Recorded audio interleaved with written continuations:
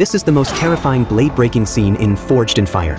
A Damascus sword with hundreds of layers didn't just break on the spot. It almost took off the judge's right hand in one go. The scene was comparable to that top-notch bungee cord that nearly claimed the knife tester's life. And the root cause of all this? It was the bizarre forging materials prepared by the show's producers. For this competition, the producers deliberately purchased a set of heroic gear, thunder armor, Thor's hammer, and a hero's medal, all complete. The rules required the contestants to independently determine the carbon content of the steel and forge a distinctive short blade using the 5-layer folding technique within 3 hours. Originally, the 3-layer folding technique was already hellishly difficult, but this advanced method made the contestants suffer even more. With the host's command, the 3-hour competition officially began. The contestants rushed forward, started disassembling in coordination, and obtained the steel they needed. Due to his lack of forging experience, Jared decided to use the most clumsy method to distinguish between high and low carbon steel. After quenching the steel, he placed it on tongs and struck it with a hammer. If it broke directly, it proved to be high carbon steel. If not, it was low carbon steel. After testing, he chose to forge with the hammer as the core, lightning as the interlayer, and the armor as the cladding. Dave's approach was even wilder and more brutal. He didn't conduct any tests to distinguish between high and low carbon steel, but relied on his experience to determine that the hammer was high carbon steel. So he directly chose to forge with the hammer as the core and hammer out a 3-layer fold using a U-shaped cladding method. Since he didn't waste time on testing, his progress was rapid and he soon reached the forging stage. Rob chose to use spark testing to distinguish between high and low carbon steel. The larger the sparks, the higher the carbon content. Ultimately, he determined that the armor was mild steel, while the other two were high carbon steel. So he decided to forge with the hammer as the core, the metal as the interlayer, and lightning as the outermost cladding. Luke on the side also chose spark testing to determine the steel type, as it was the fastest and simplest method. After testing, he planned to forge with lightning as the core, one side with lightning patterns, and the other with armor as the interlayer, and the hammer as the outermost cladding. But could this method, with 2 layers of lightning overlapping in the middle, really be considered a 5-layer fold? An hour passed, and Luke's steel billet had fused completely, and he began hammering it by hand. But after a few hammer strikes, he discovered that a part of the steel billet had protruded in the middle. With no other choice, he had to use a cutting machine to remove it and continue forging. Dave's 3 layers fused perfectly. Next, he began using mild steel outer skin for U-shaped cladding. But to his surprise, the mild steel outer skin simply couldn't fuse with the internal steel billet, which even fell off directly under the power hammer's action. The judges were deeply shocked. Then he tried cladding it by hand hammering, but still failed. Now, it was obviously too late to start over. After much deliberation, he made a bold decision.